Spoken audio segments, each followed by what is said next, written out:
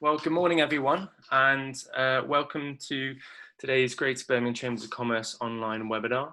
I'm delighted to welcome Rob Pollard from Lightbox Digital agency, and he'll be speaking on the 30-day digital plan for recovery and growth. Before I hand over to Rob, I just want to outline some of the support Greater Birmingham Chambers of Commerce are delivering at this time.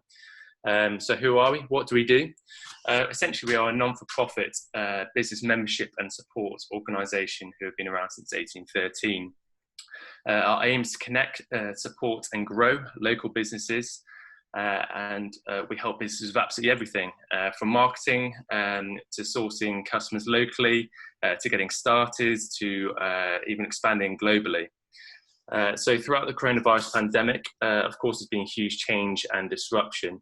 But the Chamber have developed a wide variety of resources to keep business moving. From our brand new content on our coronavirus hub, covering topics like furloughing, redundancies, and even government funding, to our Brexit hub, which covers the latest information about how businesses can be affected when leaving the EU. We're here to support and clarify this information for your business to be in the best possible position when returning to complete normality. Further resources available include our virtual networking on Twitter, our membership blogs, and all this can be found on our website. I'm really excited about this webinar as it's very topical for all businesses, as many of us have seen a dent with the COVID pandemic, creating a 30-day digital plan for recovery is fundamental to get back on track with your business strategy. If you'd like any more information about what I just mentioned or how the Chamber can help you through this time, then please visit our website. Likewise, if you have any questions, then please pop them in the chat. I will be doing a short Q&A once Rob has finished his presentation. So again, please put your questions in the chat box with the button below. So what I'm going to do is hand over to Rob now. Thank you very much, and I'll speak to you all at the end. Thanks, James, and thank you for everyone for joining us today. It's really kind of you to spend time on a Friday to come and listen to this webinar. I'd just like to thank the Chamber for hosting it as well. And what I'll do now is just share my screen and get started.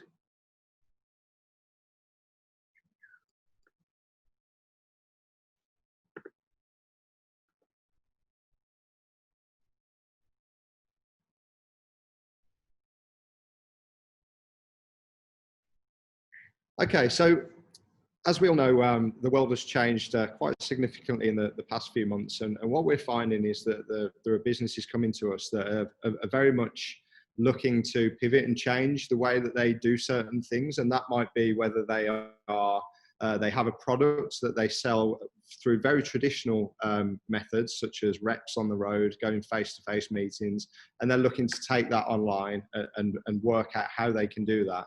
Or from a business-to-business perspective, a service level, how they can engage their customers and their audiences more so on digital channels, and have that connected approach to do that. So really this webinar is about putting together a 30-day digital plan to achieve that. And what we've done is our agency has put together a program called Fast Forward, in which we're inviting people in to a free, no obligation workshop to actually help them discover what that looks like and how to implement it. But essentially, this webinar covers off all of those things and the process that we will take people through to achieve that. So, as I've just said, digital has become more of a prominence in the recent months. So the world's needs have massively changed. We're now doing a lot more online in terms of meetings. I mean, if I look back at when I've suggested digital calls and digital meetings before, there was a lot of resistance towards that. But I think now we've switched the whole mindset switched to actually we can get a lot more done working in this way. But it's also then how understanding, as an example, a digital sales call, how we can maximize the impact that we're having with each other on the call to achieve a close or a positive result. But essentially, we're going to talk about reaching and onboarding new customers, managing internal processes and teams, and also effectively utilizing data. So the next 30 to 90 days is likely to really define a business's year. So as we move towards the end of 2020 and into the first quarter of 2021, what we're doing today now and the effort that we apply to that, to achieving what we set as an objectives, will define whether we achieve them or not. So time is of the essence, and which is why we've really created this program and helping people focus on moving to a more digitalized operation. So the first section that we take people through is really discovery and identifying the opportunity, because whilst we've all been through probably quite a difficult situation, there is also a massive opportunity to be had with that if we take a step back and we actually think about it.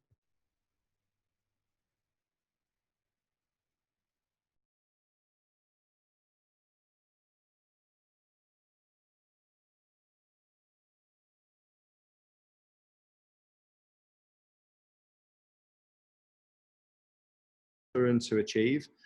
But essentially, sprint one, and we've put this into days 1 to 9, is really identifying the challenges, establishing the objectives. And it's important that we do that because we can always go back to those objectives then. Create customer personas and understand how our customers are potentially behaving differently in this time, how their attitudes to digital may have changed, how they buy may have changed. So, and then aligning the business to those new digital priorities. But ultimately, what will come out the back of this is developing and evolving a digital strategy. You may already have a digital strategy, but it might need changing. So, if we start with identifying our challenges, objectives, first off, we need to understand what we're trying to overcome. So it might be that our customers' buying behaviours have changed and they're looking for more of an online experience. They don't want us to come and see them in their office. Our challenge might be that we're not visible enough online. We're not doing enough. We haven't got any kind of plan or content strategy around how we actually project ourselves as a business, because before it was very much in-person events, inviting people into offices, meetings, etc. But it may be that you've always treated digital as a bit of an afterthought. So like, that attitude that, oh, well, we've got a website, but we're not really doing much with it. It's more of a shop window for people to look at us.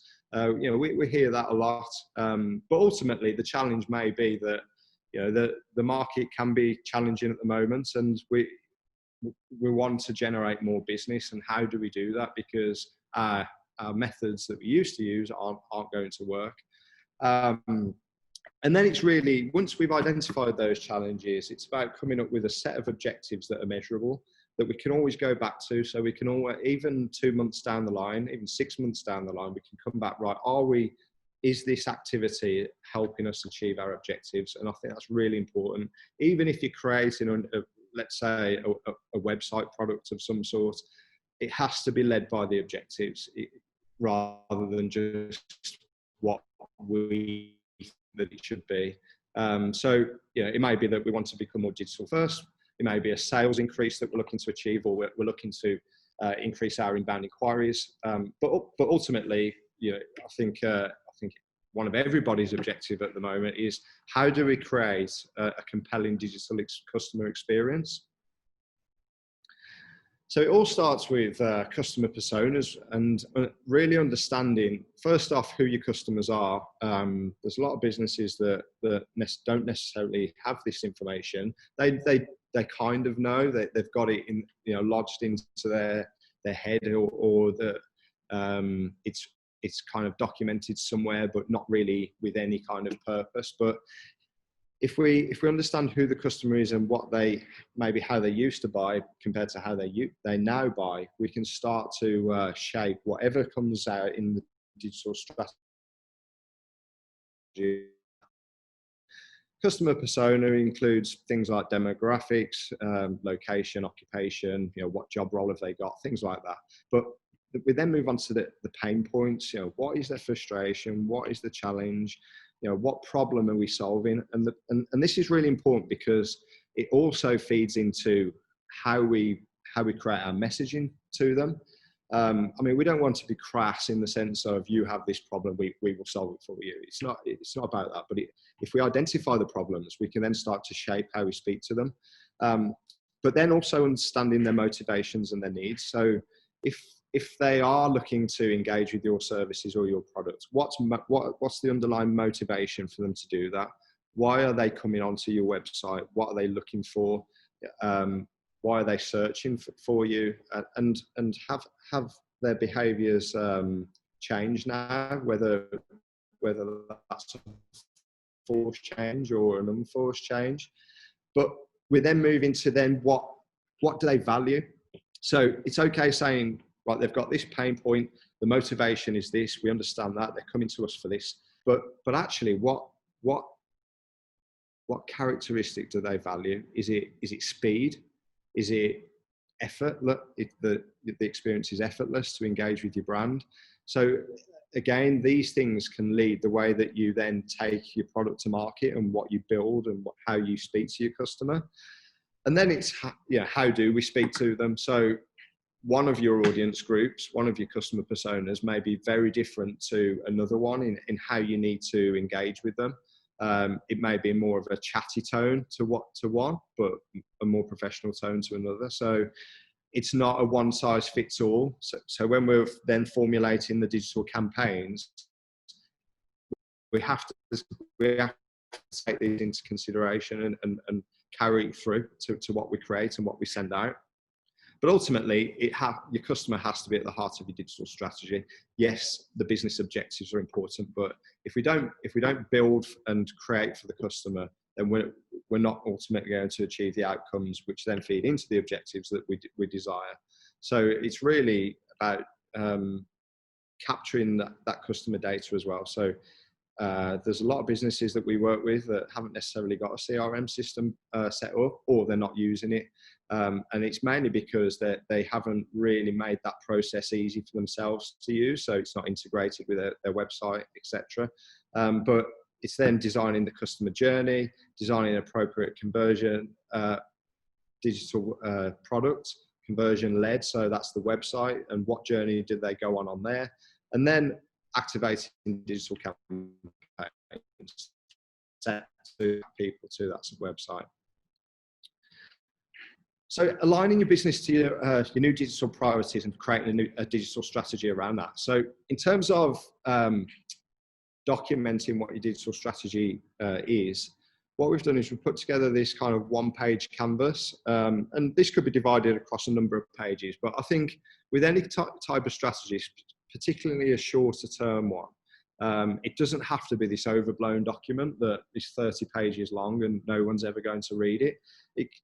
You can do that if you want to, but then translate it into a single kind of, or a few page document that really just kind of gets to the point quickly.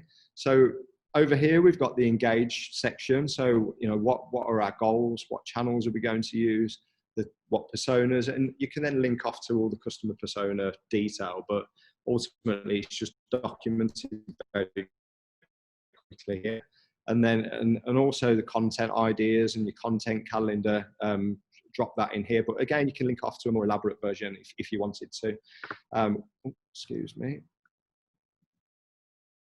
We then move over to the other section where we're identifying things, what's our capacity, our resource, who's involved, teams, responsibilities, roles, who's doing what budget are we allocating to this, and that'll be per channel. So if we're setting an advertising budget of £500 per month on Facebook, are we spending any on PPC, and what does that budget look like? Destination, where are we sending each of those channels? So,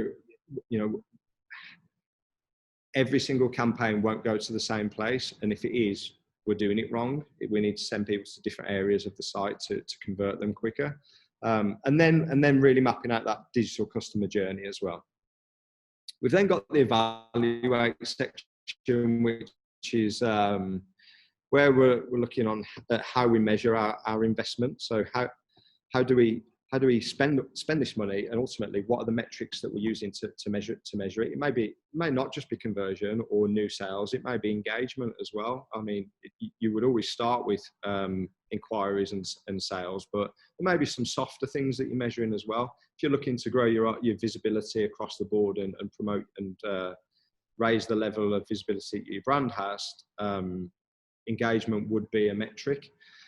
Then we're looking at, what tools do we use? How are we going to achieve this? And documenting those and maybe tying that into the responsibilities as well. Who's owning that tool? So if it's let's say if it's MailChimp and it's an email content strategy, then who's looking after that?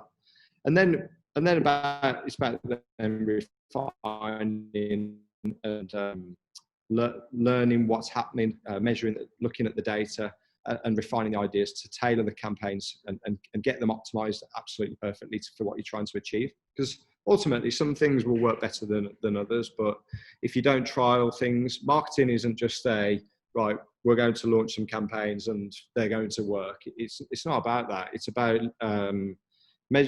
limiting the risk, but also trialing things and then running with the things that actually work and create what you're looking for.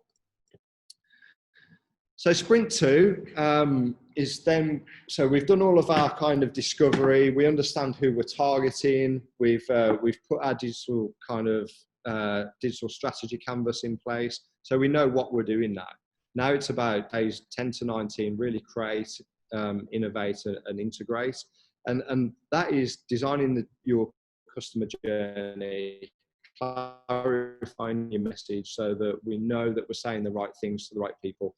And ultimately then developing or tailoring your website to align with that strategy, because things have changed so much. It may be that the site that you have now is great and it's fine. We don't need to overhaul it. And for this, I probably won't advise that necessarily, because we're looking to achieve this in 30 days. But you may need to add to it, build other sections out, maybe have some conversion landing pages dedicated to campaigns. So it's really the discovery and the ideas will shape what that looks like. And then it's about integrating digital platforms to make life easy. So if somebody does inquire, does it go into a CRM? How do we then manage it? What happens then? Is that linked to something else? If we're looking to run some webinar events, does the event platform that we're using integrate with MailChimp so that we're capturing that data? It's all about connecting things up to make the whole management and measurement of that very easy. So designing digital customer journey. What's really important with this is that we don't overcomplicate it, but ultimately we need to think about how people use the web and what journey they're going to be going on. So if somebody engages with your social ads, and they'll be targeted, whether it's PPC ads and we're looking to drive traffic to our website, they then may hit the website, but ultimately, depending on your product or service, they may not be in a position to buy right then. They may be doing some research. So do we then implement retargeting ads? Again, it's very, very low cost, an effective method of staying in the hearts and minds of that person whilst they go off and do their other research. If you're presenting your content to them on that journey, number one, you're going to look good and know what you're doing to them. But also, if your competitors aren't doing that, then you're a step ahead straight away. The retargeting ads may not be driving them back to your website. You may be sending them to download a free ebook in which you're giving away free knowledge, really, thought leadership, and you're positioning yourself then as a thought leader to them, and again building that trust and that perception of your brand. So once they've downloaded the ebook, you may then start presenting other ads. It might be a YouTube ad, but ultimately that data, once they've downloaded that ebook, it's going into a CRM system so that you can then utilize it for something. So whether that's they are on your mailing list then, but over a period of time, so let's say there's a 2-week window whilst they're doing their research before they make a decision on to actually engage with you to do business. You're building that kind of view of who you are and what you do, and also that you know what you're doing. You're a thought leader. So we then go into a series of email campaigns. Customer reads the content. Customer then thinks, right, I'm going to send an inquiry to this business. Customer then receives a thank you email, and you can then set up a series of automated emails that follow for, it may be over a 1 week to 2 week period, that just drip feeds them more information about you, so that by the time they actually meet you, they've got a real good feel for who you are and what you're about. But all of that can be set up with literally, there's a lot of effort at the front end, but once it's set up, it will just look after itself. And then you're just looking to measure it and refine how it's performing and what it's delivering for you.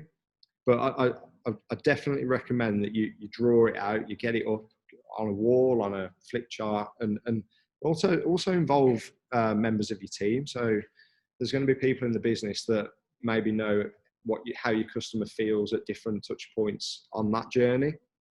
We then move into defining your proposition. So having a clear value proposition will allow you to communicate with clarity and really kind of elevate yourself away from a features and benefits sell. So, I mean, let's say we're selling a software product. What you'll see a lot of times, especially with SMEs, is they'll tell the customer how wonderful the software is, what it can do for them, but it doesn't actually address the simple proposition that it might be saving time. If you look at all of the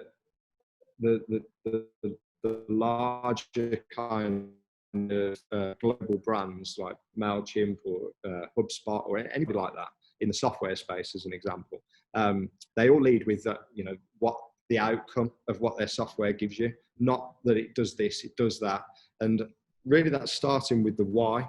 And you may have heard this concept before, it's a very well-known concept, but you start with the why do you exist as a brand, and then move out as to how you do it and then what you do. People understand that, but if you deliver a purpose to them, you're the reason why you exist, and for them, you've got a far more compelling proposition for them. And it enables you to then start to build a story and tell stories around what you do, even if that then translates into a case study. If your proposition is saving time, as an example, all of your case studies and your customer stories can be around how you save them time, not just that it enabled me to store 1,000 customers in the database, because it becomes a more compelling story and more interesting then. And I recommend that we always build around stories.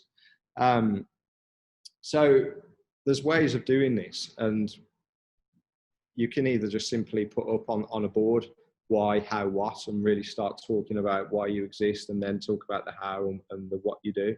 But ultimately, you can also use the value proposition canvas, which is this here. So on the right hand side, we've got the customer segment, and on the left hand side, we've got the product and service.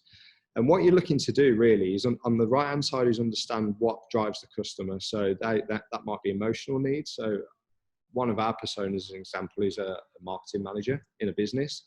Now, if we look at the emotional needs of that marketing manager, it's not just that they want to create a better campaign, or they want better results from their marketing, or they want to create a better website.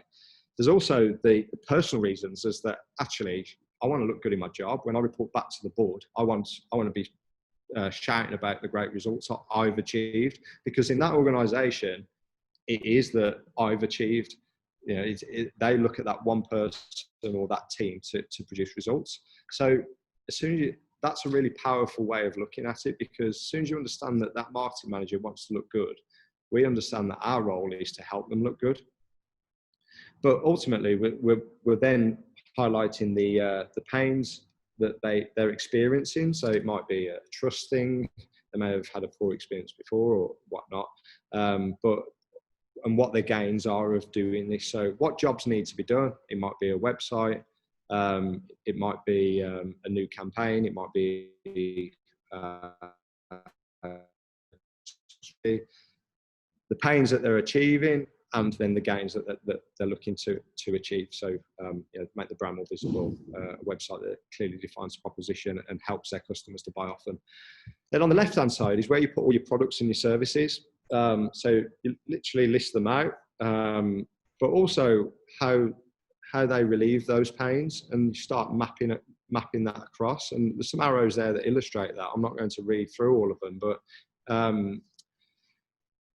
it helps you then to start prioritizing what your key messaging should be as to how you, make their life easy.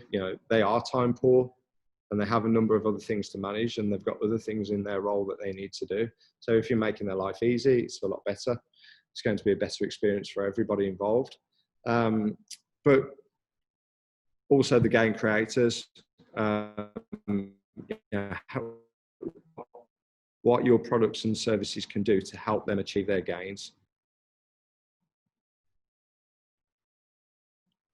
So there's just a few examples of value propositions here. I'm not going to read through all of them, but they're actually, they don't tell the whole story. They're very top line, but essentially they communicate what they do as a brand or as a product. You take Deliveroo, your favorite restaurants and takeaways delivered to your door. It's very clear on what they're offering there, and I think that's an important thing as well, is that you want to focus on your why and your purpose, but also don't make it too abstract so that people don't understand actually what you do. So we went on this journey as well, and we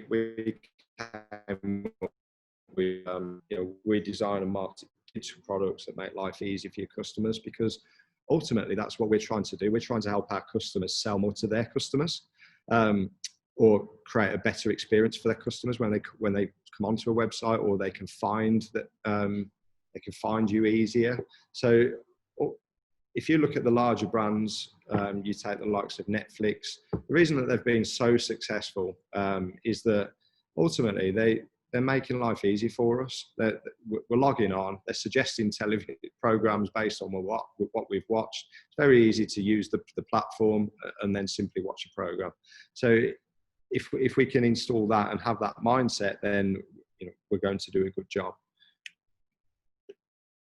If I come back to our marketing manager, because ultimately once we've developed our value proposition, we then need to start telling stories. So if we come back to our marketing manager and the jobs that there need to be done, the pains and the gains, we can then start to create our narratives. And this is where maybe your social media content calendar comes in. If you create your social media content calendar built around these different narratives, not only is it going to give you a very clear content strategy of what you're putting out, because you don't want to be in a position where you're sat there every day thinking, or every week, what am I going to put out on social this week? This makes it very easy to take that barrier away. But it also enables you to really focus on a mixture of content, because you can easily fall into the trap of saying the same thing over and over again, whether that's you're talking about your products all the time, or whether you're talking about promotions that you've got on. That's an easy one that we see all the time. People stream products at people constantly, where actually if you can build a diverse set of narratives, you can then start telling those stories around each one. I'm not going to read through all of these here, but for us, it was about trust evidence, where we're telling stories about case studies that we've done. We're splitting those case studies up then into smaller social media posts, writing blog articles about them, actually publishing the case study, maybe even video content where you're talking about what you did, clients talking about what you did, how you worked together, collaborated. You've then got thought leadership. So you're talking about your expertise, demonstrating your expertise, helping your customers with whatever it is that they're buying off you, to understand it, and to maybe some advice. Top 5 and top 10 tips are really, really strong in the blogging segment, just because they're easier to digest rather than having to read through reams and reams of content. Make life easy, so demonstrate how you've made life easy for customers, recommend software and tools, how you connect those together, but then also tell those people stories as well. I think that's really important, that it's not, we're not all in business just to sell. It's not just about product. There's a lot more that goes on behind the scenes. So it's really important we bring that to the forefront, and that may be like brand culture, internal culture. It's there's a lot to go at there. So then it's about redefining your web, or redevelop your website to align with and facilitate that strategy. As I mentioned earlier, if you've created that digital strategy, we're clear on what we're doing, we've got our campaigns ready, we then need to establish, well, during that journey, we'll have established that we need to send our customers to our products to these specific areas of the site, and they may not exist. But hopefully there's a content management system there that enables you to quite easily create new pages and set them up with new content dedicated to your campaigns. But ultimately, I wouldn't recommend just sending everybody to your homepage or to a services page. You also want to make it easy to make contacts as well when they get there. So if we create a dedicated campaign page, I mean, the orange page that you can see here, that was all purely created for this fast forward initiative that we've got running at the moment. And ultimately we then created an online diary system on HubSpot so that people can easily book a workshop session. So it's about understanding how you're going to achieve that and mapping that out and then creating it.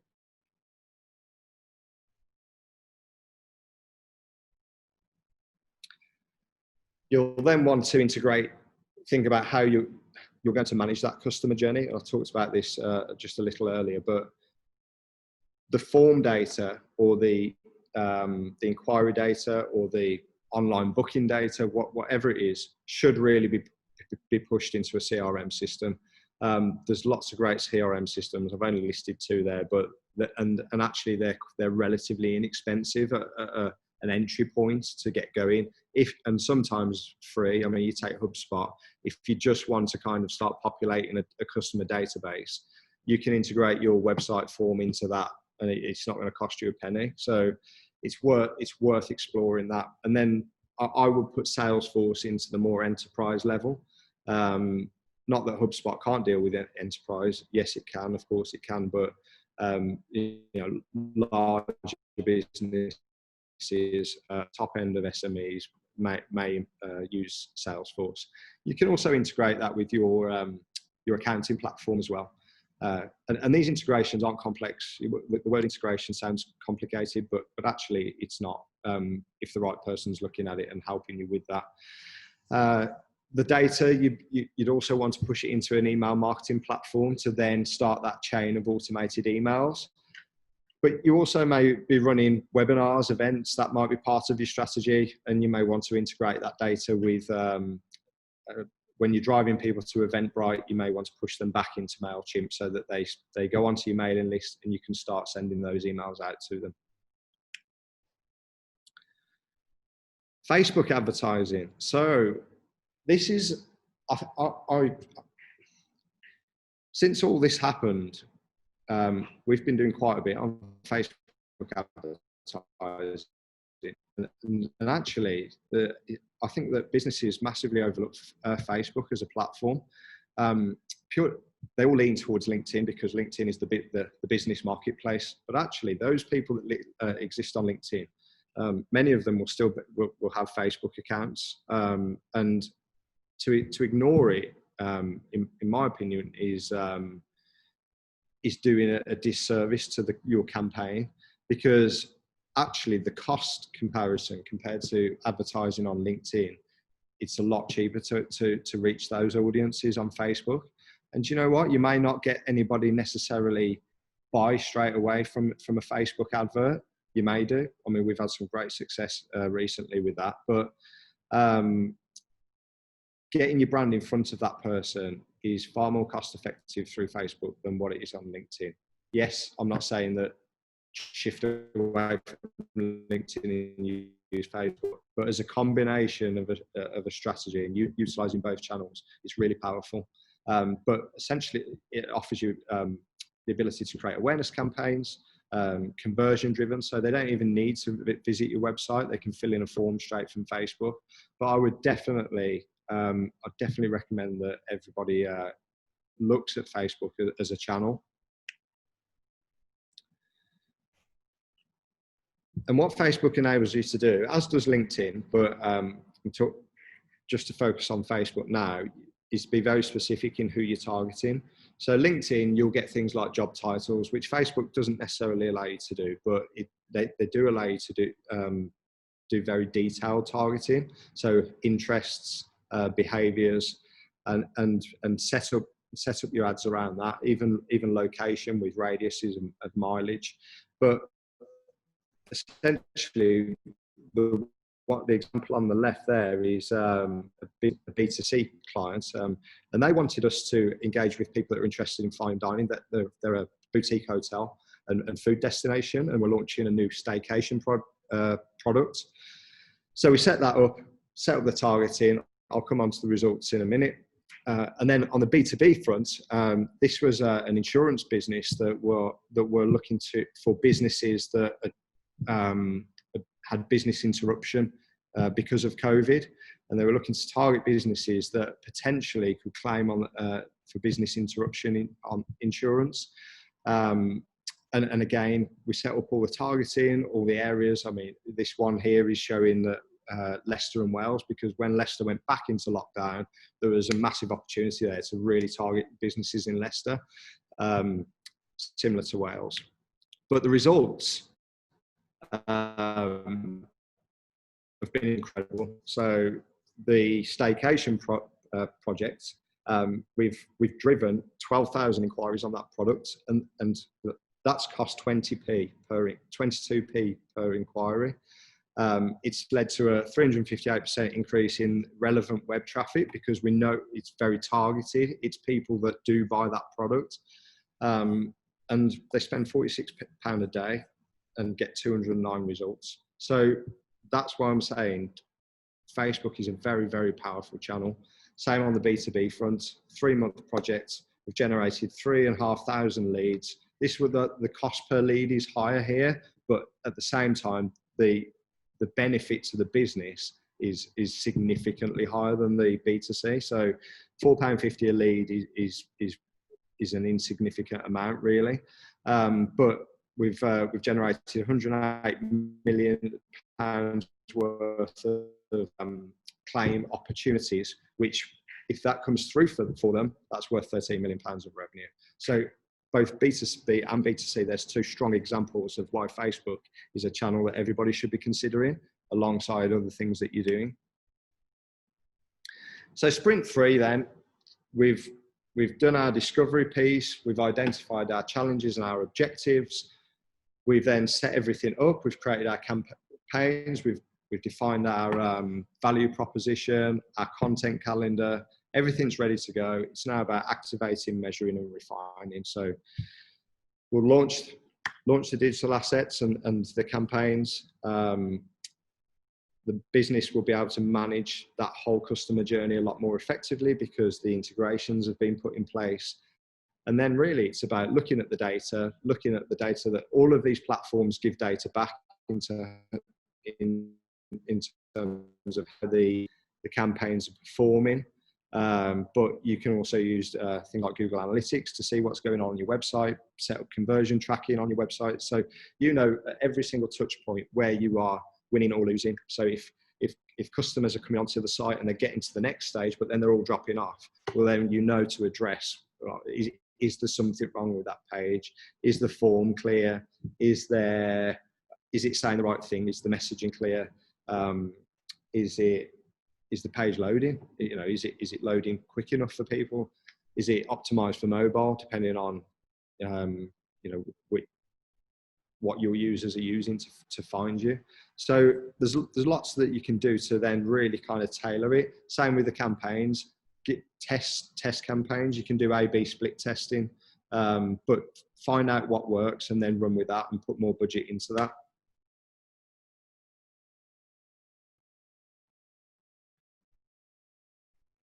Ultimately, we're looking to build a relationship with our customer. I mean, a lot of digital, we can get caught up in the tools and the data, but we have to remember that there's people behind all of that. And I think that it comes back to putting the customer at the center of your strategy, but we're looking to build trust, rapport. We're looking to position ourselves as the guide. We're looking to help people. We're not looking to simply, tell them everything that's wonderful about us. We need to build it around them. We need to retarget audiences, maybe, as I said, with a downloadable white paper. What are they struggling with? How can we help them? But ultimately, we're not going to launch campaigns and they're all successful. But we have to be consistent. There's no point in switching on some campaigns and then switching them off after 2 weeks because we feel like they're not working. We need to look at why they're not working, and then really start to understand that data and start then to change that campaign so that it does start to work. Ultimately, we are looking to remove obstacles though. That customer journey, you don't want any touch points where it's a challenge for the customer. You want to be selecting your appropriate channels, target your personas, and then simplify the effort that it takes for them to make contact with you. So that's the end of this webinar. We've got 5-10 minutes for questions. Really appreciate everybody tuning in. I hope that you've got some value from it. If you do want the slides, feel free to email the email below. At the same time, we are no cost to help them take them on this journey and help them flesh it out, even if it's just the planning section at the start. So you can visit lightboxdigital.co.uk/fast-forward, and that's got an online booking diary that you can book a workshop. So, but at the same time, any questions, feel free to ask now or drop an email. Thank you so much, Rob, for that. A lot of content covered there, all very insightful. So thank you very much.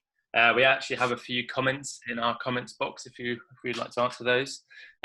First from Mark, is there a limit to the number of emails are prepared to receive before they get turned off your product? It depends what the content of those emails are. I would say that if you are throwing offers, and again, it comes to that features and benefits sell. If you're throwing content like that at them, the shelf life's going to be shorter than if you're building stories around what you do and you're engaging them then.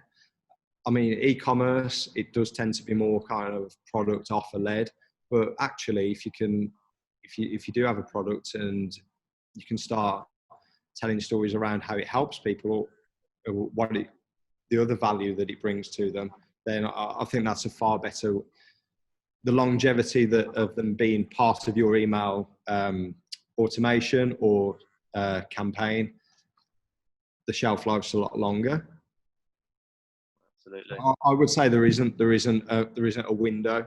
There is if you do it poorly. If you don't, people will be happy to receive your content. Absolutely. And one from Layla. Would you recommend Xero for accountancy? Absolutely. We moved to it about 5 years ago. We haven't looked back. The reports, it's so simple to use, even for non-accountants. The reports that you can generate are really good as well. So yeah, absolutely. Brilliant. And one from our very own Vicky Osgood. Would you create different collateral for advertising over LinkedIn versus Facebook? Is there a different approach needed? Depends on the customer personas. So if you go back to that and you've established who your customers are and what channels they might be on both, but I would definitely use a more professional tone. You can have a bit more fun on Facebook as a brand. That's not to say that it's still not professional, but you can be a bit softer on Facebook than what you might do on LinkedIn.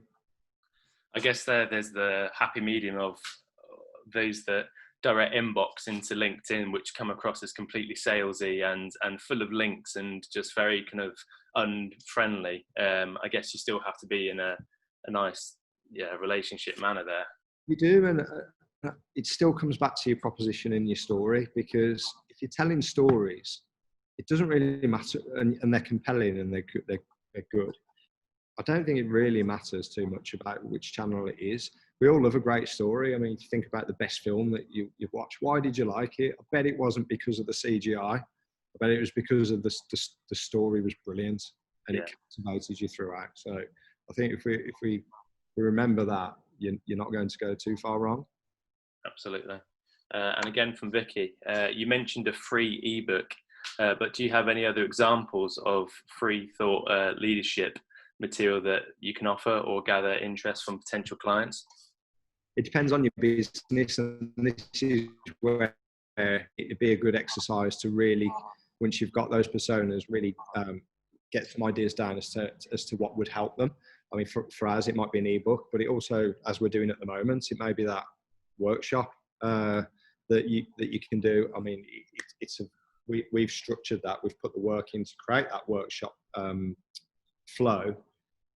It may be something that you could do that for your service, and you know, what challenges are people having? What would they love to talk to you about if they had the opportunity? And I think if you start there, whatever comes out, it could be a series of videos that you do.